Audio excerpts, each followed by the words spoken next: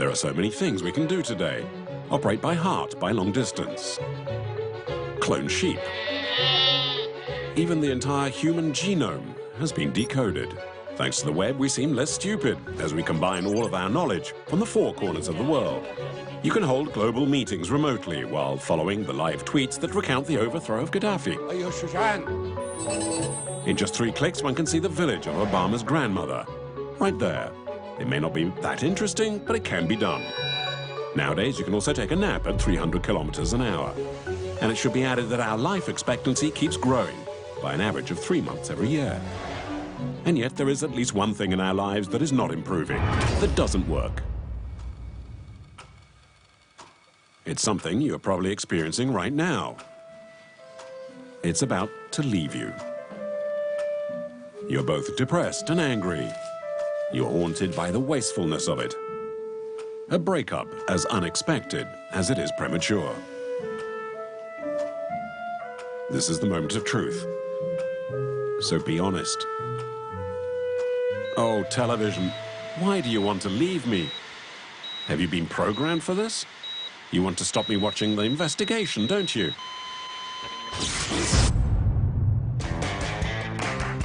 When a device is built so that it lasts only a few years, forcing you to buy another, that's known as planned obsolescence.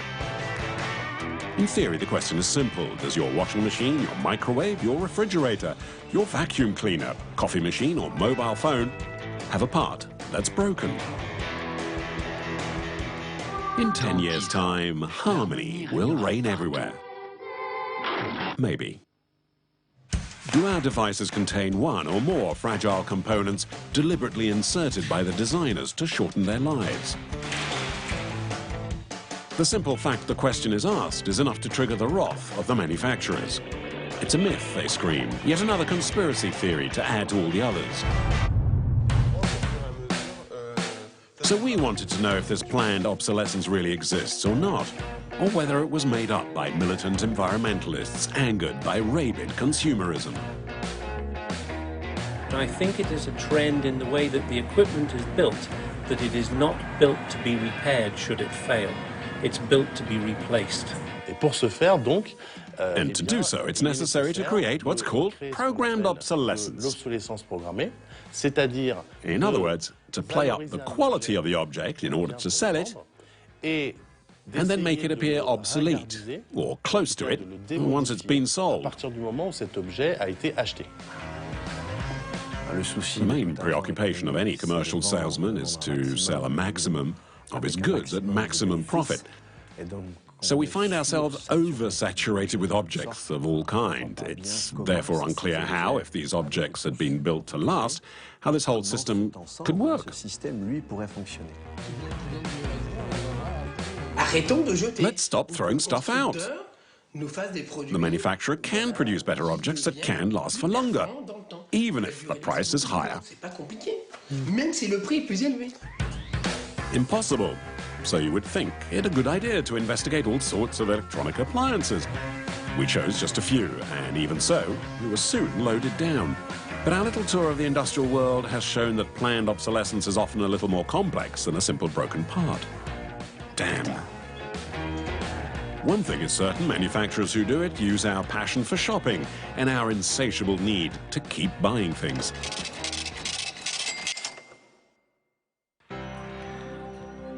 Take, for example, the old cathode ray tubes, your old TV.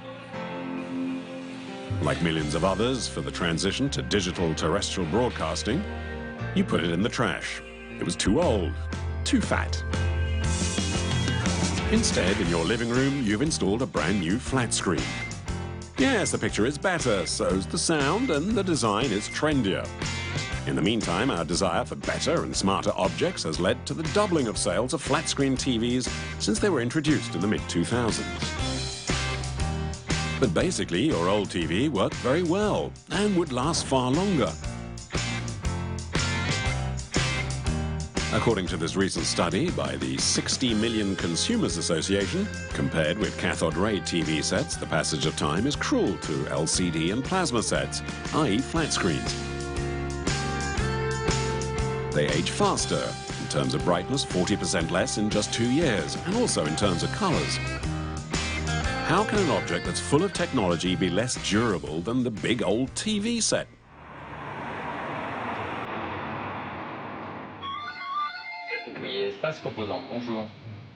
In the small shop in Paris, such as few exist anymore, there's all kinds of stuff. In these drawers, small, multicolored parts, electronic components, resistors, diodes, capacitors, the vital organs of our flat screens. Oh, that's a bad sign. With the soldering iron are two electronic experts, Alex Rimbaud and François Bichy. How can I help you? This lady is here to have her TV's electronic card repaired.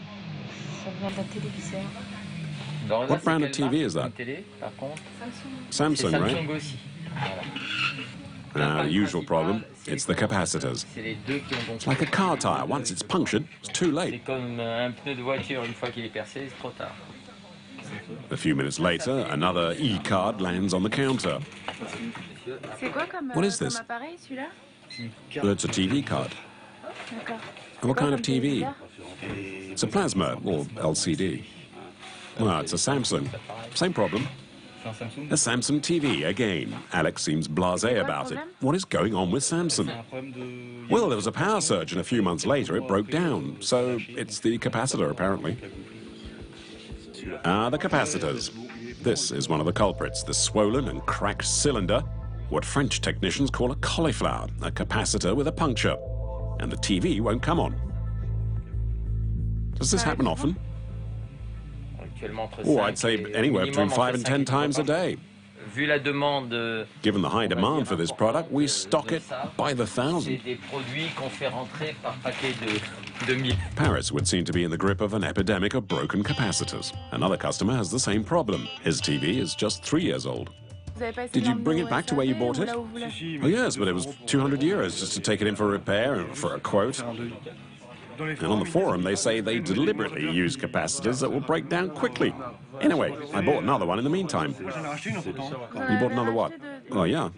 Well, that's programmed obsolescence, to limit its lifespan by fiddling with the voltage. It'll fade away much quicker. Aha, so it's done on purpose. But how? Well, all manufacturers are right on the edge. On the edge of what? Well, why put in a much larger component that will cost a lot more? And when it's fine for 2 years, that's enough. That's being on the edge. The minimum. Everyone's got their opinions, don't they, Francois? Samsung is the most popular because it's the cheapest. And they're the cheapest because the manufacturers use cheap components. We decide to leave a chart in the store where customers can write the brand, how old the TV is, and why it broke down.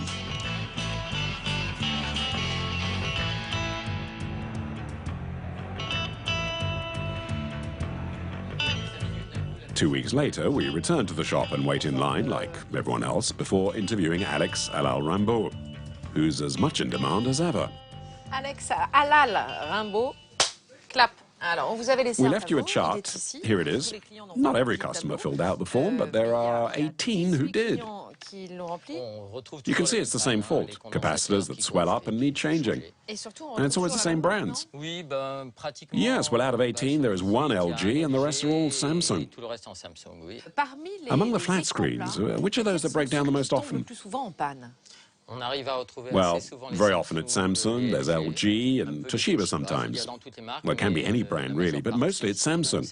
There are a lot of returns and a lot of maintenance for this brand. So looking at our chart again, it would seem that the average age of a television that has broken down is 3.5 years old. That's not very old, is it?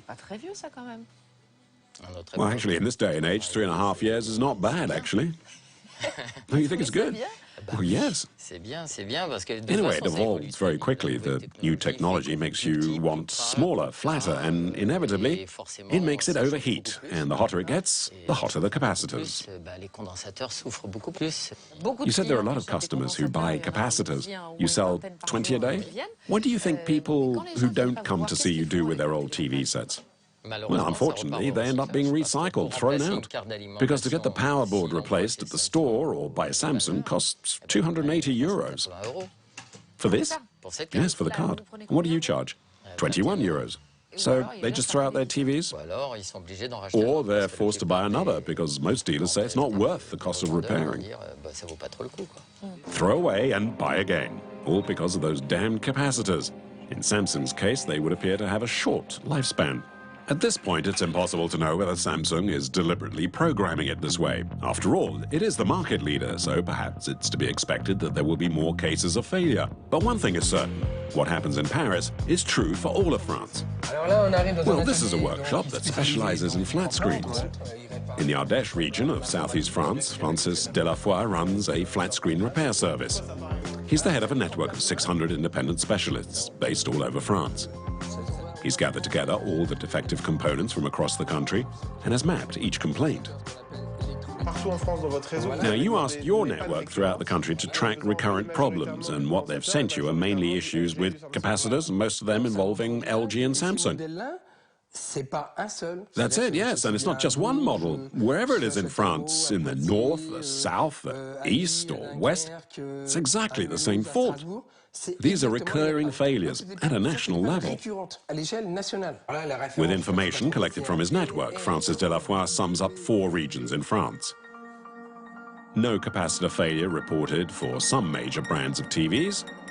On the other hand, the majority of faults with LG and Samsung are due to capacitors. For Samsung, it's between 50 and 85% of failures, which is a lot. When the TV is on, it heats up.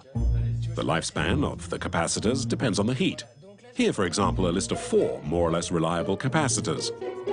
At 85 degrees centigrade, Model 1 will last 2,000 hours. The second, at 105 degrees centigrade, 1,000 hours. So it's a fragile model. The third model, 2,000 hours, and a tougher one, 5,000 hours, still at 105 degrees centigrade. The hotter it gets inside a television, the less resistant the capacitor. What it means in a product, in this case a flat screen, is that if it's unfortunately enclosed or the temperature in both the room and inside the unit is high, or if there's no interior fan, well, that will shorten its life. And at that point, the set will just stop working. Especially if the screen has been aesthetically placed in a wall or near a radiator, as it will heat up even more. But it does depend on the manufacturer and where they've situated the capacitors inside the flat screen.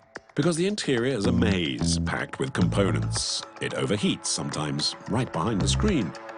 At Compiègne, near Paris, we meet up with Nicolas Patin. The job of this lecturer and researcher is coaxing the condensers to prevent them from aging too quickly inside the TVs. Because in the field of electronics, the capacitor is not known for its stamina. So this is a power supply board from a Samsung flat screen. It's marked on top, right there, you see? It takes the expert's trained eye to spot a problem straight away. You see here, the capacitors have been placed near a radiator, so the components close to it heat up. And that means that they will wear down more quickly than if they'd been placed a little further away. The radiator is this large grey metal piece. Its role is to take the heat from the diodes that have been attached on top and dissipate it. The hot air escapes through the sides of the radiator and also through the other side, exactly where the capacitors are. Which is true, but heat, remember, is their weak point. So the moral of the story is capacitors on certain models of flat-screen Samsungs, like this one, are too close to the radiator. Of course, all manufacturers will tell you you can't just put a capacitor any old place on an electronic circuit board. They need to be not too far from the components nor too near the radiators. But why then do Samsung's capacitors fail so often? Were they made to break down so quickly? Are they programmed? You'd probably want to ask Samsung that question, wouldn't you? But calling the director of group communications in France, all we get is a voicemail box. Yes, hello, Florence Cattel. This is Elise Lucet from France 2 Television. I'm ringing because we'd really like to interview a senior executive, such as the marketing manager or the vice president of Samsung France, for example. While we wait for the communication office to get back in touch, our investigation continues. On the table are some of the now useless Samsung capacitors from workshops we've visited. They cost only 16 euro cents a piece. It's the cheapest on the market. Couldn't Samsung install capacitors that are a little more expensive, but would last longer? These are all the capacitors we've found. Nicolas Patin, the electromechanical researcher, wants to show us that there are far more resistant capacitors with the same technical characteristics. This range still works at up to 150 degrees, with an operational time of 27,500 hours at 105 degrees centigrade. 27,500 hours, 5 times longer than the capacitors Samsung is using. And here's a slightly larger component. Its diameter is 16 millimeters, and it's 3 centimeters long.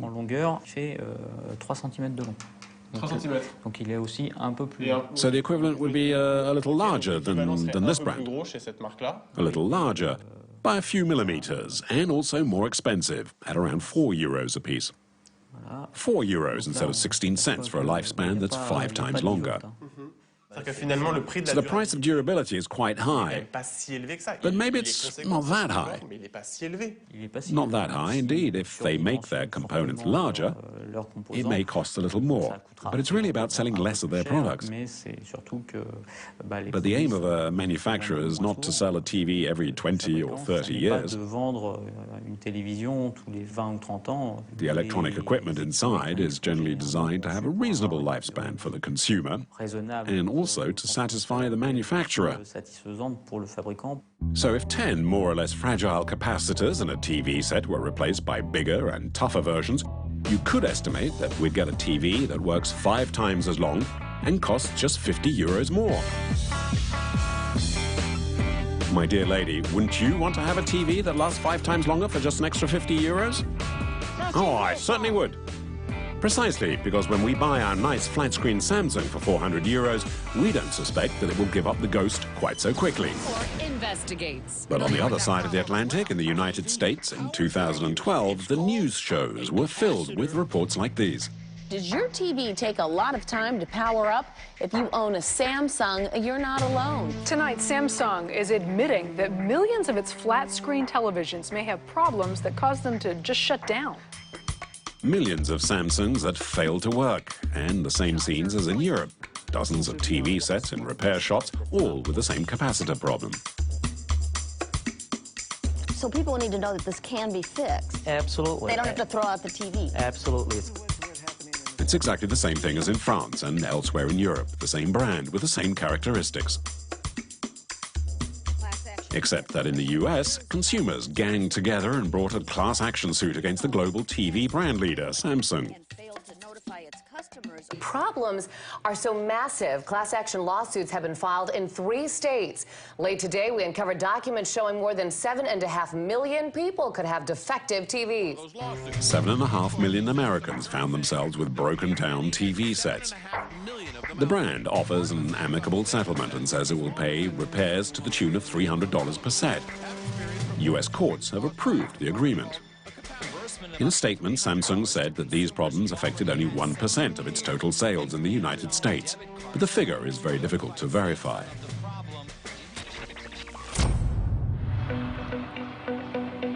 On both sides of the Atlantic, we all have the same question. Did Samsung executives deliberately decide to limit the lifetime of some of their flat screens? Did they use poor quality capacitors, and did they place them near the radiator so they'd heat up faster? Is that why they shut down? Or on the contrary, did Samsung just want to keep costs down and has no hidden agenda? Ça vous fait 20. Merci. In his workshop on the street corner, Alex has his own thoughts about that.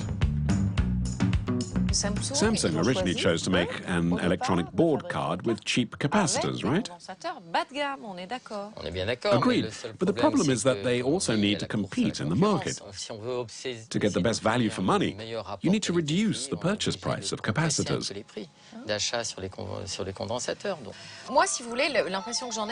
Well, the impression I have is that Samsung has a real interest in using capacitors that will quickly overheat and explode, just to sell more flat screens.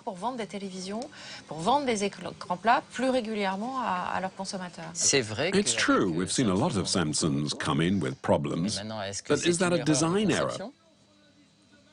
I mean, anyone can make mistakes, I do. Or is it deliberate? That's the big question mark. Do you agree, though, that there are other manufacturers that, well, they have to be careful. If they want, in a way, to see a lot of returned goods, wouldn't that also prove negative for them? I mean, I have friends who say, no, I won't buy a Samsung now. So they shouldn't head off too far in that direction. So they're taking risks. Oh, yes, they're taking risks. But in the new range, and we're seeing the cards also starting to come back in, they've changed their policy.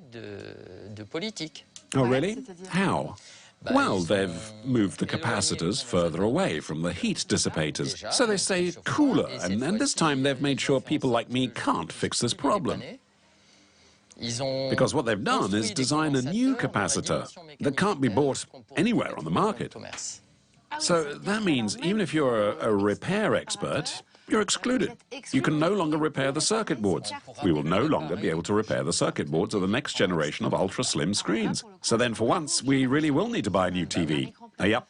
So the old capacitors don't last long, but they can be changed. The new ones would be more robust. They have an unusual shape, more elongated. But now they're impossible to replace. That's a lot of unfortunate coincidences, don't you think? Our first requests for an interview with Samsung have come to nothing. Allez, c'est parti. So we start again. Hi, I'm sorry I can't take your call right now, but please do leave a message after the tone. Thank you.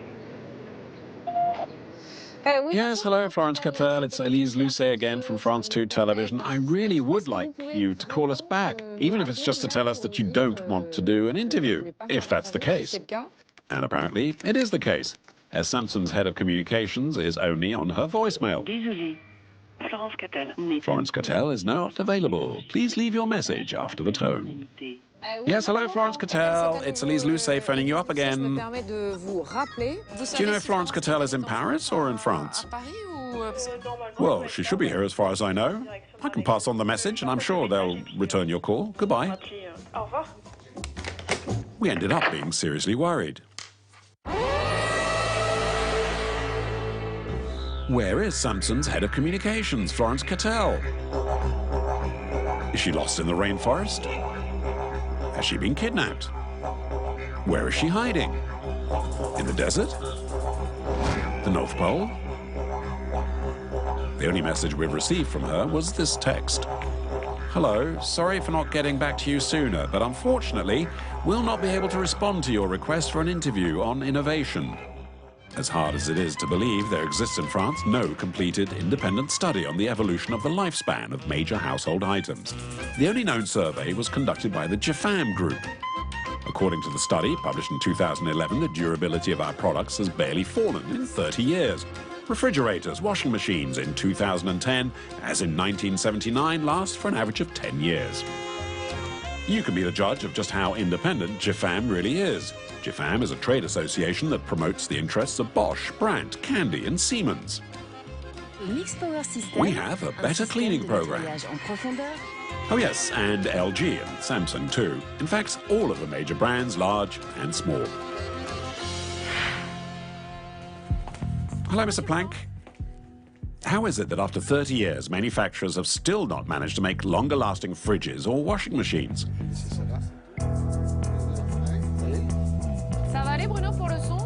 We asked for clarification from Bernard Planck, the managing director of GFAM. In this day and age, there's remote surgery. We talk to anyone from anywhere all the time. We can send emails around the world. But we haven't managed to make something as simple as a fridge last longer. Well, you'd think we could increase the lifespan of appliances like that. But this study shows us a second possibility, that in fact the use of such appliances has increased dramatically. No, but that's to be expected. And frankly, when you see the new technology that's around today, look, 25% of households use their washing machines almost every day. Yes, but it's not that obvious because people reported using it 8% more. It's not that much. Refrigerators, 11% more. That's not much either. Your argument that they use more doesn't really stand up, does it? Because ultimately the appliance's lifespan is not longer. Yes, these are statements from people who say 8%. Do you mind? Can I... Oh, please, they are your papers. Well, it's a matter of people's perceptions. A lot... No, let me just check the numbers. Let me have a look through it. Oh, go ahead, it's yours. There we go. A fridge is used far more frequently now than 15 years ago. Let's look at the whole document. In fact, the households that say they've used stuff more often aren't that many. It's 8% here, 11% there, 8% here again. It's not much. Well, you know, when you say it doesn't last longer because they use more frequently, well, it's not really the case, is it? Well, it is a factor, but listen, I can't tell you, because your theory is that new technology should mean the appliances should last longer. Well, thanks to new technology. Well, thanks to new technology. Well, yeah, but the survey we did showed that nearly 75% of consumers are satisfied with the duration of their equipment. 75% of people are satisfied. The only trouble is there's no such figure in the study. And besides, there's another problem. The TNS Software's Polling Institute, which carried out the study, based it on the findings of a survey from 1977, which was made public in 1979 and commissioned even then by GFAN. This old study serves as the point of comparison with the 2010 results, which is how GFAN can conclude that the lifespan of our equipment has not diminished. Worryingly, however, there is no trace of the old survey. All that survives is a very small paragraph in an old GFAN publication. So how credible, in fact, is the current survey, which was in the press last year, praising the reliability of products, which is based on a now vanished and therefore unverifiable study? Even TNS Software carries a health warning under the results table. Having only a part of the results of the study conducted in 1979, it says, we cannot determine whether the difference is significant or not. When you make a comparison, it's obviously important to have the point of reference. So we looked for the 1977 survey. Yes, I know, but unfortunately I don't have that study. It was 30 years ago. But, so you made a comparison with a study that you don't have. Well, we had the results, which Softwares had validated. No, I'm sorry, but all of this is based on just 3 small lines here, which is all that remains of the 1977 study. Nothing more. Look, the study we conducted is an analysis of the time values of the appliances in 2012. But you made a comparative study between 1979 and 2012. It's here, I can show you. No, wait, I'm sorry. I'm a bit like Columbo the detective, haven't I, with all my papers. But at the same time, I'm not an expert as you are on these documents. Now, we agree, don't we, that you have the amount of time they were used in 1979 and in 2010. So you need to have a reference here. But we do have the reference. It's the study, as I've told you, but it doesn't exist anymore. You told us yourself you don't have it. We have the results. We conducted the study. I no longer have the documents, the actual questionnaires, because that was 32 years ago. I'm sorry, I wasn't there at the time. You can't blame me for that, surely. No, not at all. It's just the starting point for the study doesn't really exist anymore. What I can tell you is that this study is real. It exists, and we wouldn't invent one study just to publish another. Okay, well, let's just move on then. Listen, I'm not happy at all, because this isn't how you said this interview would be. But we're just trying to get some answers. No, it's not how you presented it. And if I knew it would be like this, I would not have come. I'm very unhappy. I'm going. No, Mr. Planck, wait, please. We're investigating the lifespan of appliances. It's natural that I ask them to give me all the questions before, but we never do that. Well, you never do. Well, all right, fine. We don't do that. Well, we don't do that for anyone, whether it's the President of the Republic. It's nothing against you. No, it's always the same. No, I'm sorry. I've had enough. We really want to allow you to speak. And that's how to shorten the lifespan of an interview. In the meantime, if GIFAM finds its 1979 study, we would know whether or not its 2011 study on the lifespan of products is reliable or not. Fragile components that break down too quickly, an inconvenient leak about the limited lifetime of a computer, a lack of reliable statistical data. Obsolescence, more or less subtly programmed, comes in many forms. In recent years, a new trend is emerging, making repairs of a product impossible or very difficult. The goal of a major brand is to ensure that there is no more competition. In other words, to create a captive market. So how do you create a captive market? First, by making this product incompatible with those of the competition. Now, Apple has done that. And secondly, by preventing repairability, which more or less forces the consumer to move on to the object's next generation. So that's one way major brands capture value. But only the big brands can do that, since you need to be able to dominate the market. A little lesson in modern economy, even if it means making something irreparable, so long as everyone buys it. An object the public cannot do without, something that's become an essential part of life. Look no further than the end of your arm, a mobile phone. The key to its obsolescence, its battery.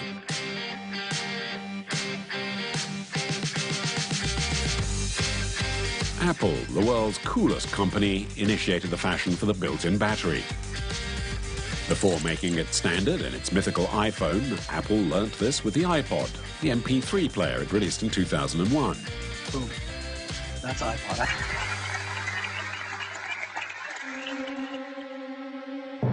But a New York artist, Casey Neistat, discovers, after 18 months of use, the battery in his iPod is dead, and it can't be changed. He shoots a video seen by thousands on the internet.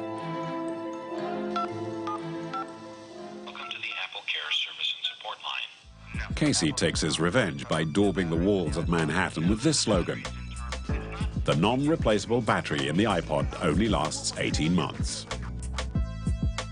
What follows is a class action complaint filed by a group of American consumers. Tonight in the show's biz, iPod battery backlash. Over 12,000 people filed a class action lawsuit against the company because they said the battery just wasn't up to snuff. The complaint: the battery had too short a life and was too expensive to replace. Apple pays $15 million in purchase vouchers and changes the batteries of more than 1 million plaintiffs. Everyone is happy. Then, here we go again, this time for the iPhone, launched in 2007 amid mass hysteria. A phone and an internet communicator. This is one device, and we are calling it iPhone. But nobody is perfect. The battery can still not be replaced. Apple strikes again. This lawyer is the first to attack the company's racket. Harvey Rosenfield stirs up a hornet's nest and sends Steve Jobs an offensive letter. We urge you to prominently disclose the actual battery replacement cost and replacement process in order to ensure that no consumers are misled. I'm always, as a consumer advocate, I'm always amazed at what consumers will tolerate. Harvey Rosenfield will never receive a response from Apple. Nor will the journalists who ask the same question. Why doesn't the iPhone have a removable battery? We obtained these internal Apple emails, which take a wicked pleasure using a smiley emoticon to respond with a no comment.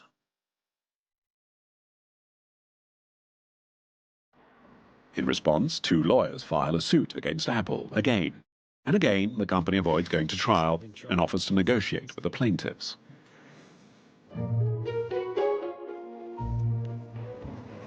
Did Apple and AT&T pay money to the plaintiffs? Yeah, Apple and AT&T settled the case. That's all I could tell you because it's confidential. But most of the time, the settlements, it's like they pay money. That is correct. A conventional transaction. The company avoids a trial by paying off the plaintiffs. This method doesn't always work, however, especially with MJ, a former employee of Apple. MJ trained the assistants in Apple stores, the brand's boutiques. Today, she is highly critical of her former employer's methods. So you was not happy there? I was, almost the entire time, until I started asking questions like that, and I started being a little more persistent. But then I would ask some of our managers and some of the people that were in, like, in-store leadership. And it didn't take long for me to realize that I wasn't actually going to get any answers. It was just this cyclical conversation where I would say, I think it's silly that we can't replace the battery. And they'd say, yeah, well, and then repeat the same things they've always been repeating. So it was like talking to a brick wall eventually. MJ now works for a smaller company, which she prefers. It's called iFixit. A merry band of troublemakers who repair things. The engineers at iFixit have their own manifesto, how to fix everything, oneself included, and their emblem is the fist and wrench. On their website, they provide free repair manuals, and they sell tools or parts, which is how they earn their living. To see what's wrong, they open up the devices and take pictures from every angle.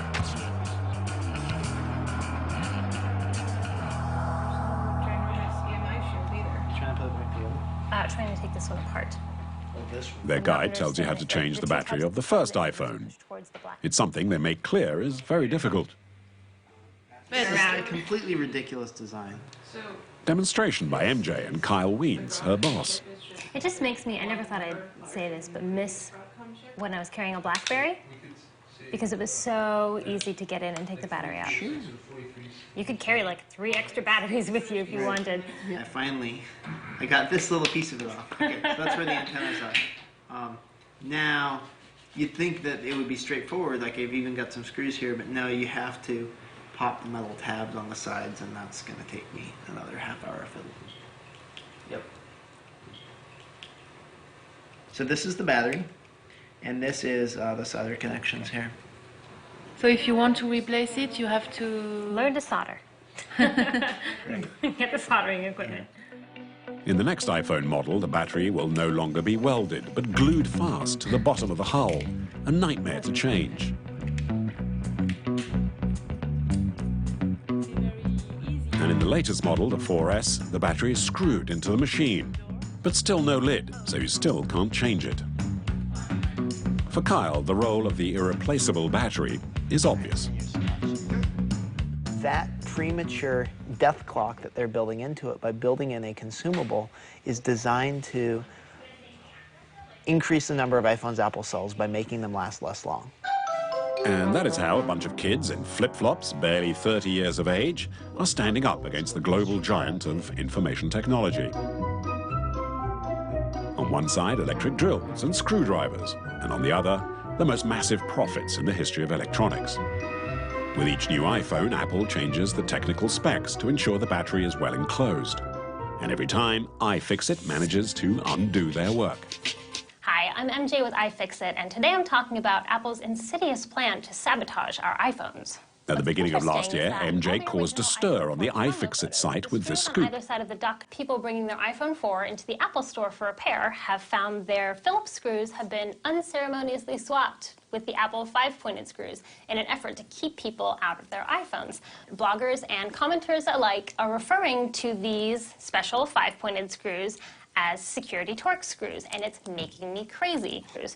Apple has quietly totally changed the screws on its iPhone 4. This one on the right has slightly more rounded ones than the one on the left.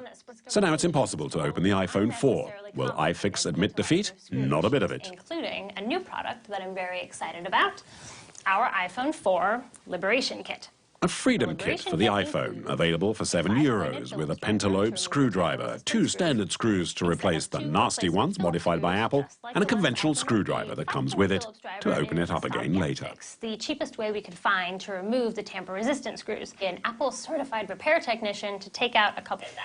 MJ is proud of her secret weapon, but when the video was released, her former colleagues at Apple weren't overly impressed. They called me a traitor. as if I'm being disloyal to my country or something. It was kind of funny. And they just kept repeating all the same things that they had been saying. Well, the screws are there to keep people out because we don't want people hurting themselves. And it's like, you can't really believe that. Attacking Apple is blasphemy, an act of treason.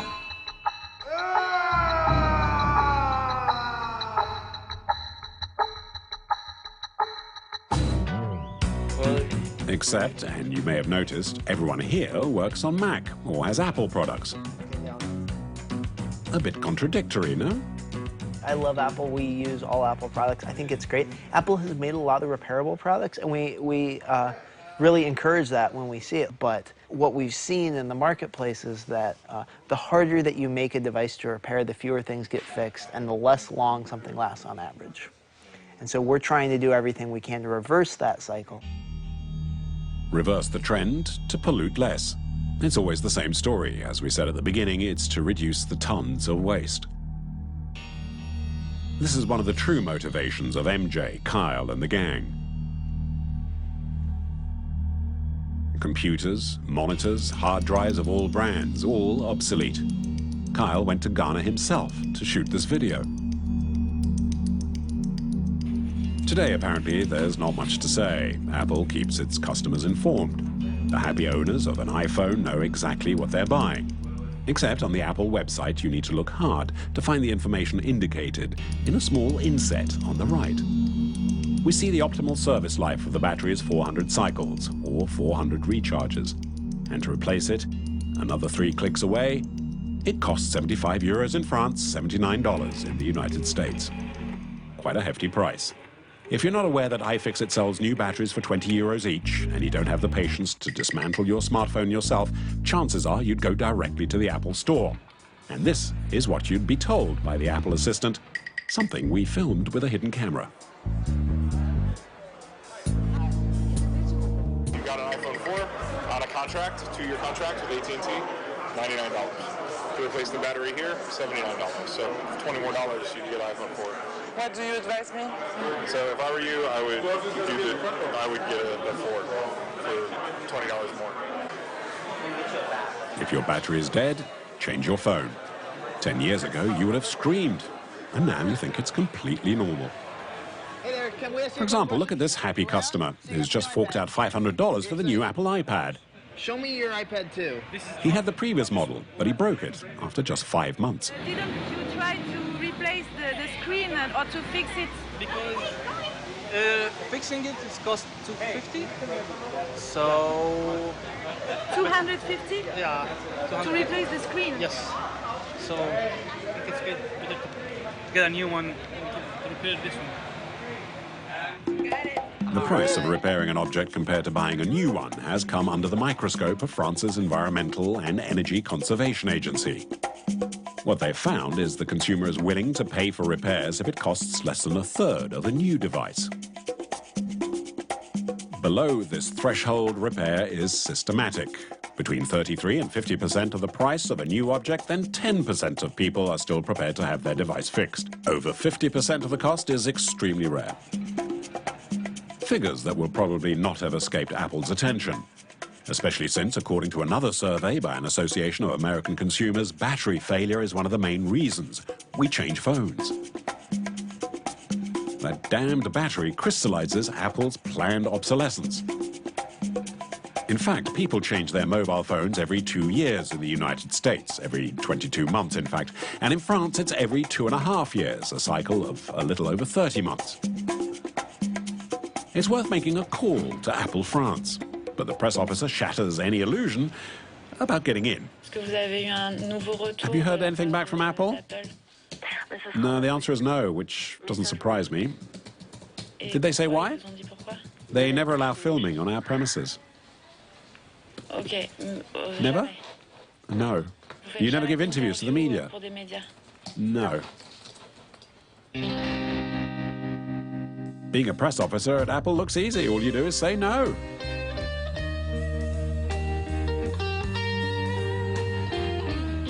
We decide to try our luck at Apple headquarters near San Francisco, at Cupertino, a small town in Silicon Valley. You might think we're totally obsessed with Apple, but we just want some answers, and we're not the only ones. Look, these are the Raging Grannies, a group of international activists. They've demonstrated against nuclear power, against the war in Iraq, and now they want to take a big bite out of the apple. How much is the cost of obsolescence? The upgrades and replacements and such. How much when you don't support your products?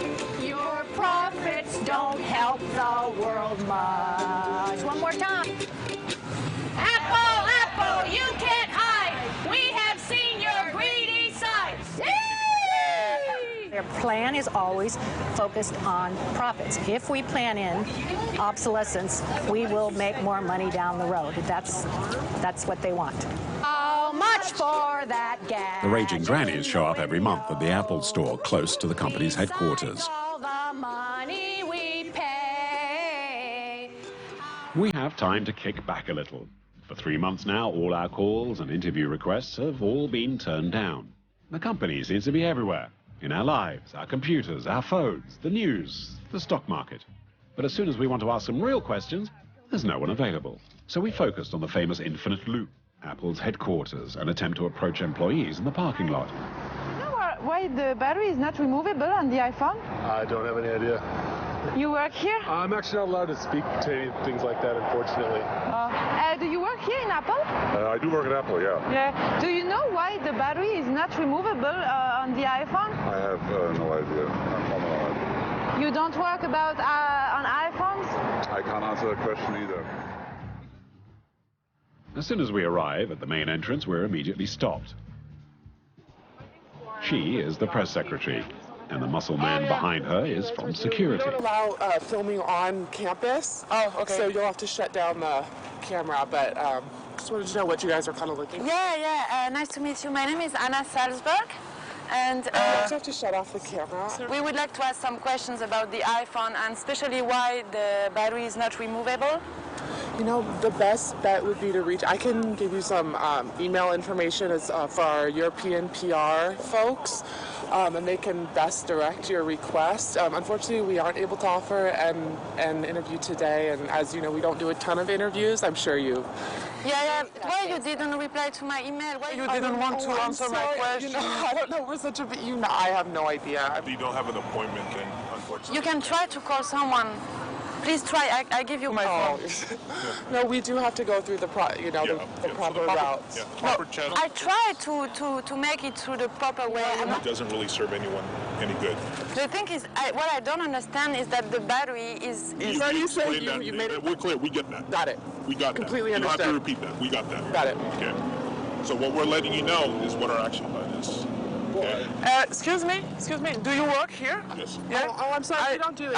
I would like to know why the battery is not removable. And we are trying to have answers. No, we're gonna have to ask you. We don't. You know, you can't interview our employees. They're not spokespeople here. Yeah. That's not appropriate, and this is our campus. Yeah, but how should I do? You're gonna. You know, I told you Alan's gonna help you out. We're gonna have to ask you to leave now. That's not great at all.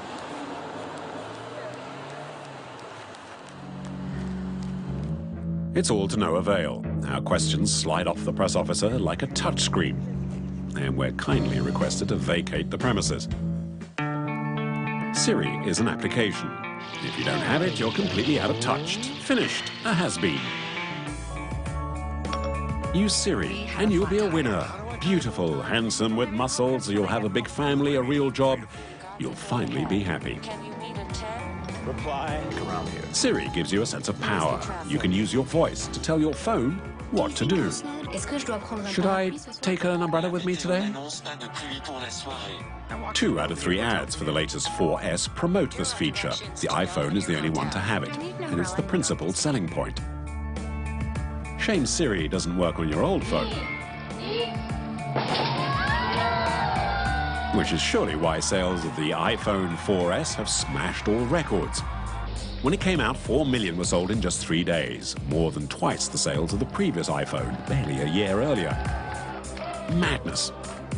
Except that some took it as a challenge. In Canada, for example. Ryan is a hacker well known in the pirate fraternity. He managed to install Siri on his iPad. How many calories in a bagel? This might answer your question. And also on his old iPhone, the iPhone 4. Call home. Calling home. Home. According to Apple, Siri is supposed to work only on the iPhone 4S.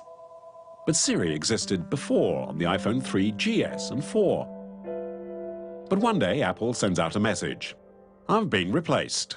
The new Siri is even smarter and better looking than me. I'm waiting for you on the iPhone 4S. Except that the phone doesn't have much to do with whether Siri works or not. All of the recognition is occurring on a server somewhere, not on the device. So the device is just getting the data from the mic, bundling it up, and then uploading it. All of the hard work happens somewhere else. That's a MacBook Air 2011. First iPad, iPad 2, first iPhone. We can safely say that Sebastien Page loves Apple products. The Frenchman who settled in California set up a blog dedicated to the brand and its iPhones. I clean them every time. He's even built a shrine for them. We asked Sebastien Page to test the difference in response times of Siri. On the left, the hacked iPhone 4, and on the right, the 4S. Here's the weather for today. Forecast for today through this Monday. Send a message to my wife saying this is a test. Here's your message to Tina. Here's your message to Tina. Ready to send it? Ready to send it? Yes. Yes. Okay, I'll send your message. Okay, I'll send your message.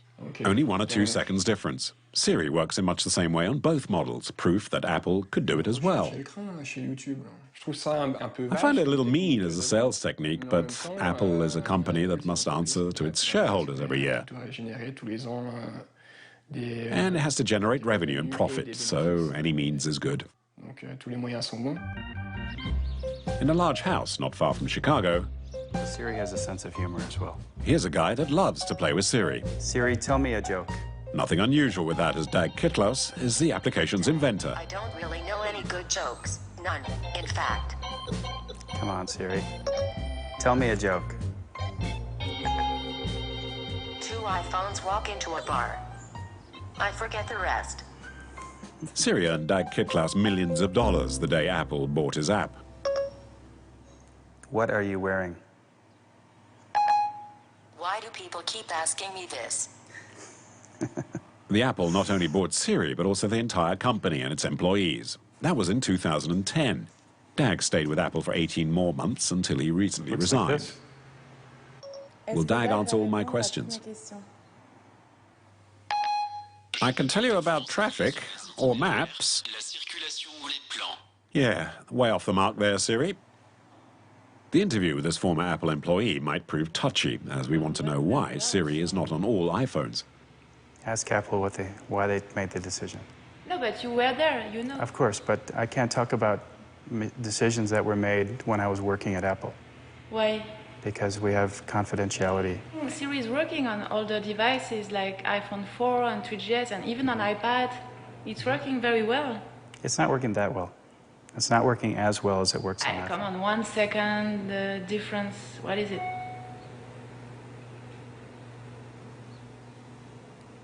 What's next? We ask him again, and this time, hopefully, he'll answer the question. No, but the fact is that it forced people to buy a new phone. Yeah. It's true. And is it voluntarily done to do that? To push people to buy a new one?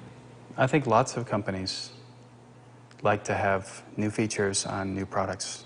That's normal. I think we've covered this. Siri answers a lot of questions, but not necessarily the most important ones. Can one imagine a world where obsolescence is not the rule, but the exception? And here's a stupid question. Couldn't manufacturers write the life expectancy of their appliances on a label? Could they extend the lifespan a little, or at least allow us to fix it without spending a fortune? It's a matter of reducing pollution as well. As for us, will we ever be less spellbound by every technological innovation? A little less dependent on our frantic urge to shop? And is anyone trying to develop an application to answer all these questions?